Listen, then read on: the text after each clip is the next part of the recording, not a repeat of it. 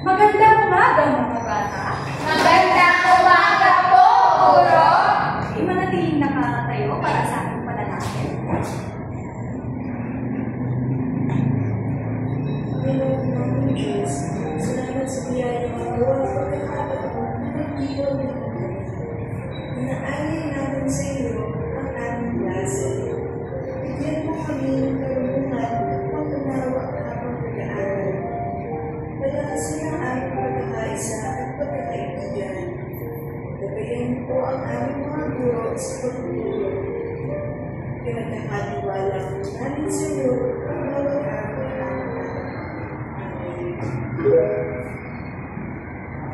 At ngayon naman, ay pwede na kayong umupo.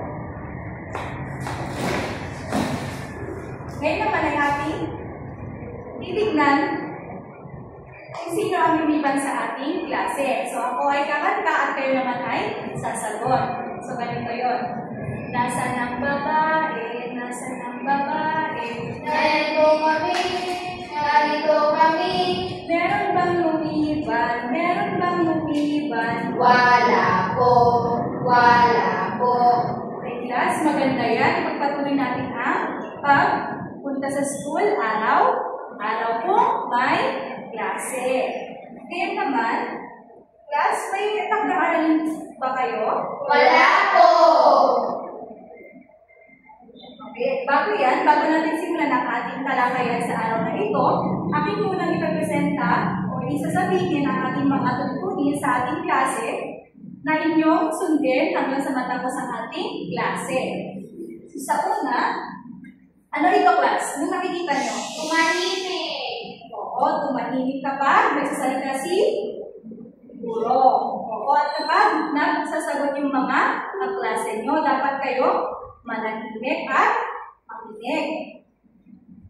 Sa pangalawa, makinig. Kapag nagsasalita si teacher dito sa harapan at nagsasagot yung mga classmate nyo, dapat din kayong makinig sa mga sinasabi nila o sinasagot nila. At sa panghuli, magtaas ng inyong mga kanang kamay kapag kayo ay magsasalita, may sasabihin, may tatanungin, at kung gusto nyo pumunta sa CR. Nakuha ba mga bata? Opo, Guro. Mga bata, naalala mo ba ang ating talakayan noong nakaraang araw? Opo, Guro. Tungkol saan ito? Yes, Rose? Panghalik-pangatli, Guro. Tama. Ito ay tungkol sa panghalik-pamatli. Kung gayon, tayo ay magkakaroon ng isang aktibidad kung saan tinatawag itong panghalik-pamatli challenge. And itutulong ko kayo sa tatlong pangkat. At ang gagawin nyo lamang ay, may makailihanda ako dito mga pangungusap na kailangan yung dugtungan ng mga tamang panghalik-pamatli. Halimbawa nito, kayo ay mga guro, blank ay matalino. So nilalagay ko dun sa blank, kayo ay matalino. Kayo yung nilagay ko kasi ito yung natutugma panghalik-pamatli. Naiintindihan niyo ba mga bata? Opo, Guro. Ang unang pangkat ay mula kay Ben, at ang pangalawang pangkat ay kay Arjoy, at ang panghuling pangkat ay kay Rose. Pumunta na kayo sa kanyang mga sariling grupo. Ayan. Isusulat ninyo ito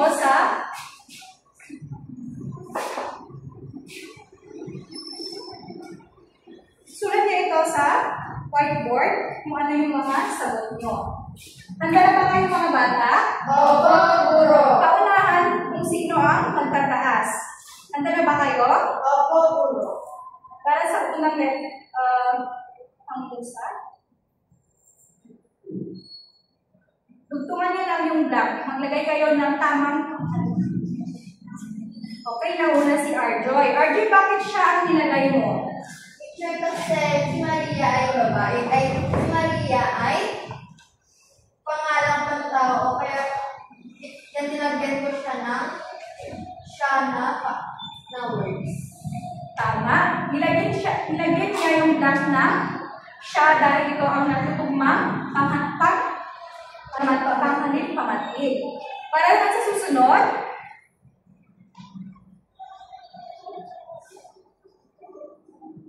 nauna si Denver. Denver, maaari mo bang sabihin ang iyong sagot? Kami po, guro, kasi kami ay mga estudyante, kaya kami ang ginamit sa unang sanaysay, kaya gagamitin sa isa ay kalilig po. Tama yan, Jennifer. At para naman sa susunod, nauna si Rose. Rose, pari mo bang sabihin at basahin yung sagot? Sila, teacher, ang mga bata ay naglalaro. Sila ay masaya. Rose, bakit sila ang nilagay mo sa blank? Teacher, kasi tinutukan nito ang mga bata. Tama. At para sa pag-ulit, sino na mas nauna? Teacher. Si ulit na lang.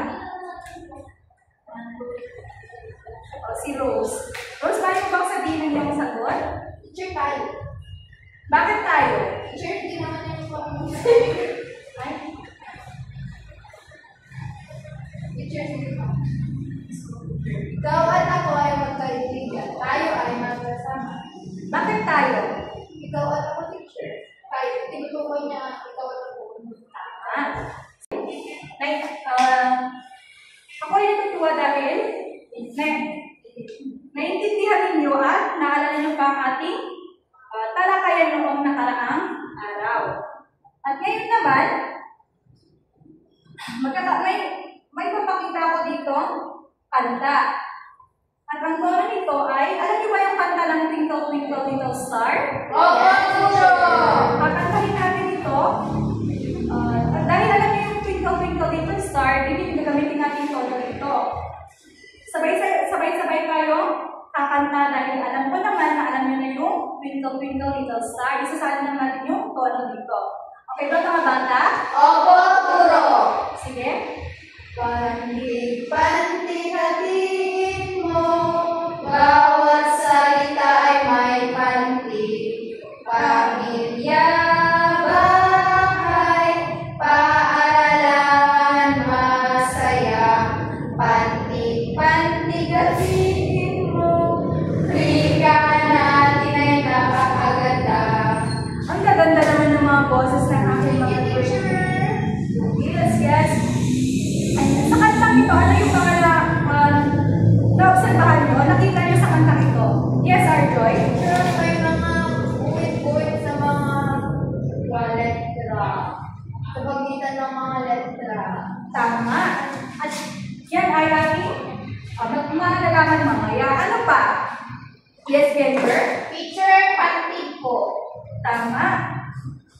May nakita kayo pantig dito sa ating kanta. Ngayon, class, alam niyo na ba kung ano ang ating tatalakayin ngayong araw? Base sa kanta ito? Alam niyo ba? Teacher, Yes, Rose? teacher, pantig. Pantig, mahusay. Sino pa? Sino pa ang nakakaalam kung ano ang ating tatalakayin ngayong araw? Yes, Arjoy? Teacher, pagpapantig ng mga salita. Tama. Yan ay pagpapantig ng mga salita. Ngunit bago yan, ay akin muna ipipresenta sa inyo ang ating layunin sa araw na ito. Sa pagtatapos ng aralin ito, kayo ay inaasahang natutukoy ang bilang ng pantig sa bawat salita, nagpapakita ng pagpapahalaga sa kahalagan ng wastong pagpapantig sa pamamagitan ng aktibong pakikilahok, at nakakagawa ng sariling halimbawa ng mga salita na may iba't ibang bilang ng pantig. Ngayon naman ay may babasahin kayo dito. At dapat ninyong unawain at basahin mabuti ito dahil pagkatapos ito, may mga katanungan ako itatanong sa inyo. Ngayon, sabay-sabay nating basahin. Ang aking paboritong gawain. Ang aking paboritong gawain ay ang paglalaro sa hardin. Tuwing hapon, lumalabas ako sa hardin at naglalaro kasama ang aking mga kaibigan. Masaya kaming tumatakbo at naglalaro ng iba't ibang laro. Minsan, nagtatanim kami ng mga halaman at bulaklak. Ito ay nakakatulong sa amin na maging malakas at malusog. Mahal ko ang aming hardin dahil ito ay puno ng saya at kasiyahan. Yan. Mga bata, ano ang inyong napansin sa inyong binasa? Yes, Arjoy? Sir, mga gawain ng isang tao. Tama. At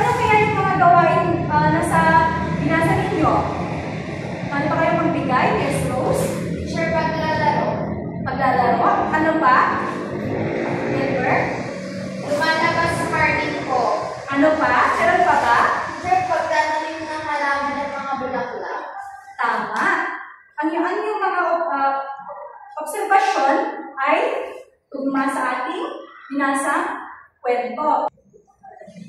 Kung ngayon tayo ay dadako sa ating talakayan upang malaman ninyo kung paano bahatiin ang mga panti. Handa na ba kayo mga bata? Opo, Guro. Ngunit bago yan, aking muna i-presenta sa inyo kung ano nga ba ang panti o pagpapanti. So, ang papanti at panti o pagpapanti ay bawat tunog o tunog buo na bumuo sa isang salita. Ito ay ang pinakamaliit na unit ng tunog sa wika. At ang kalakip nito ay may mga tuntunin sa wastong pagpapantik ng mga salita. Ang bawat pantik ay dapat malinaw at maayos sa hiwalay. Gumamit ng gitling upang ipakita ang pag-iwalay ng pantik. Basahin ang salita ng mabagal upang marinig ang bawat pantik. Ang bawat pantik ay may isang tunog ng patinig A, E, I, O. Halika, di ba, Arjoy? May napansin kang ganito sa... Opo, Guro. Yan. Ito ang gagamitin natin upang paghiwalay natin ang pantik. At meron tayong mga halimbawa dito upang mas malaman at matutunan ninyo kung ano nga ba ang pagpapantik o kung paano ang maghiwalay ng mga pantik. Sa halimbawa, sa pamilya, gagamitin natin ang ating kamay. Pamilya. So, ilan yung pantik? Tatlo. Sa next naman, sino gustong mag-try? Yes, Rose? Pag-aralan. For teacher. Tama. Sino pa gustong mag-try? Yes, Denver? Teacher, halaman, halaman. Tatlo po, teacher. Mahusay. Joy? Teacher, bahay. Teacher, dalawang pantig po. Tama. Ang lahat ng mga sinabi nyo ay tama. Gayon yung wastong pagpapantig ng mga salita. Sa pagpapantig ng mga salita, ginagamitan natin ng ano nga ulit yung tawag dito? Yes, Rose? Gitling, teacher. Tama. Ginagamit natin ang gitling upang paghiwalayin ang mga pantig. Ngayon mga bata, ay sa ginawa ninyong pagpapantig, alam niyo na ba kung paano ang tamang pagpapantig? Opo, Guro. Ngayon naman ay magkakaroon tayo ng aktibidad. Kayo ay mananatili sa inyong mga grupo kanina na ating pinanggal. Ang gagawin niyo naman ay isusulat niyo ulit sa binigay kong pagsusulatan o cardboard ang mga salitang ito. Ang gagawin niyo ay papantigin ninyo ito at sa tabi nito ilagay niyo kung ilang pantig ba ang napaghatian nito. Naintindihan niyo ba mga bata? Opo, Guro.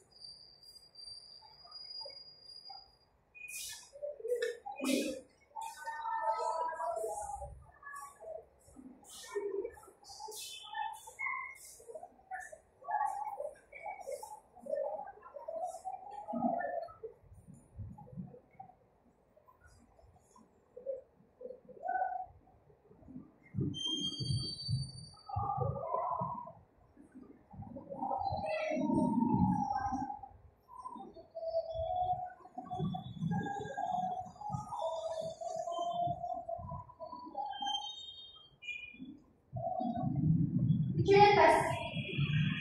Okay, antayin natin yung ibang grupo.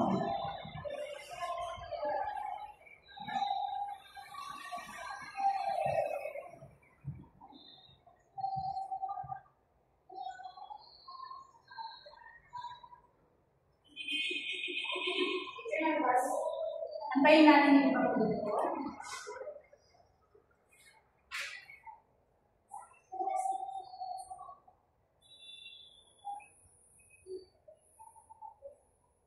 Journal class.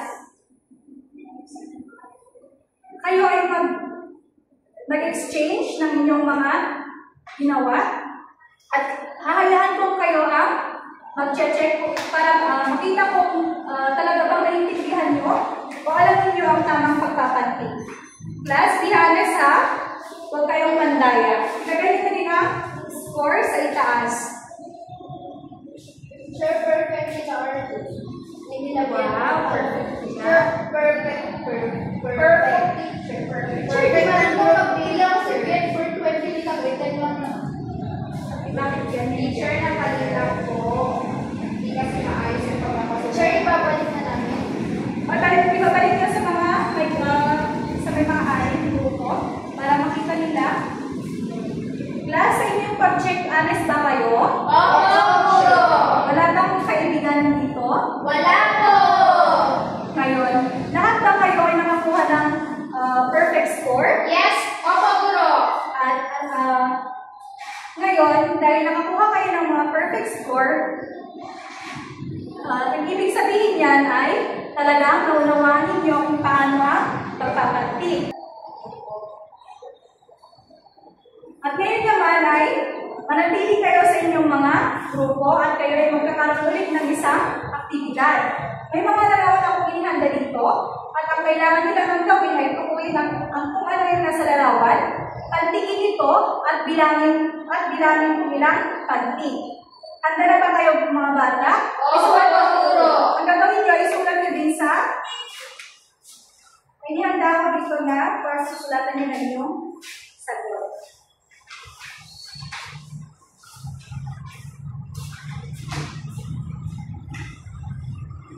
Handa na ba mga bata? Opo, guro! Sa unang picture, larawan, ano ito? Puno! Hindi, huwag mo sabihin yung sagot. Ilagay mo lang isulat mo lang dyan sa papel at pantingin nyo ito at ilagay din kung ilang panting ang naghatian nito. Tapos na ba? Opo! Sa pangalawa?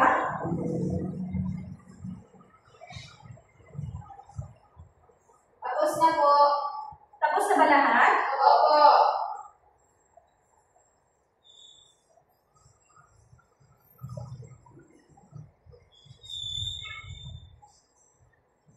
Tapos na po. Sa susunod?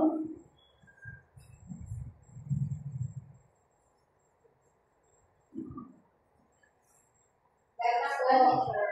At sa pangunang larawan,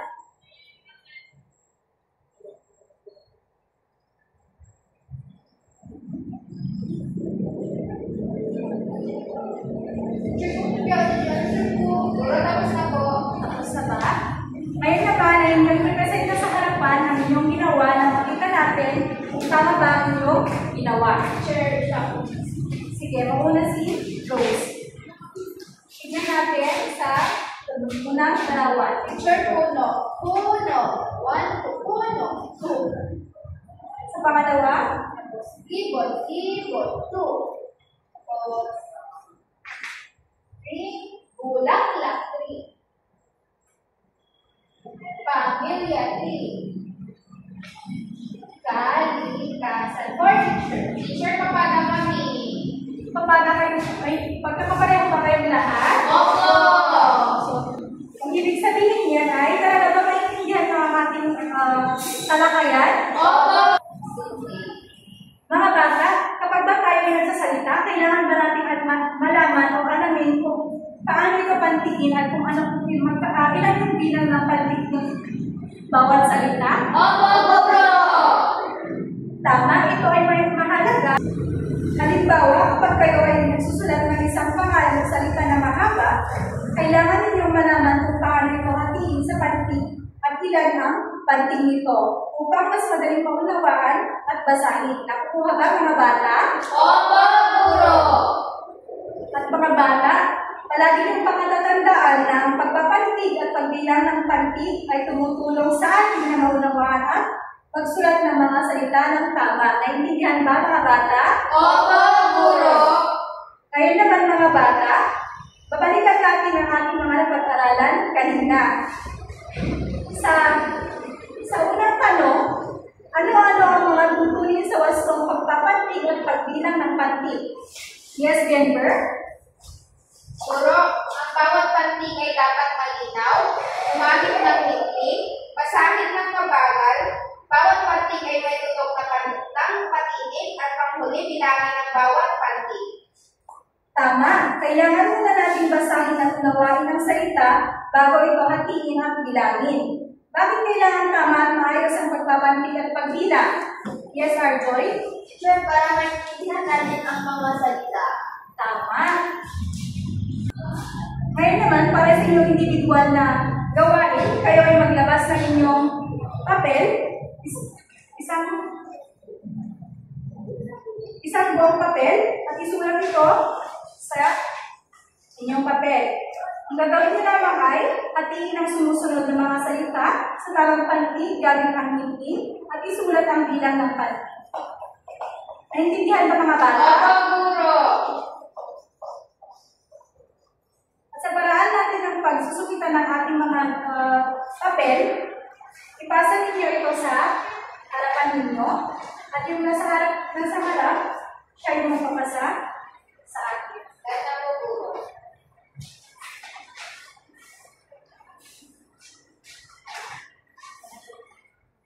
Akin ito, i-check mamaya para malaman ko kung talaga ba naintindihan ninyo at naunawaan ninyo ang pagpapantig. At para naman sa inyong pagkakaaralin, ilabas ninyo ang inyong kwaderno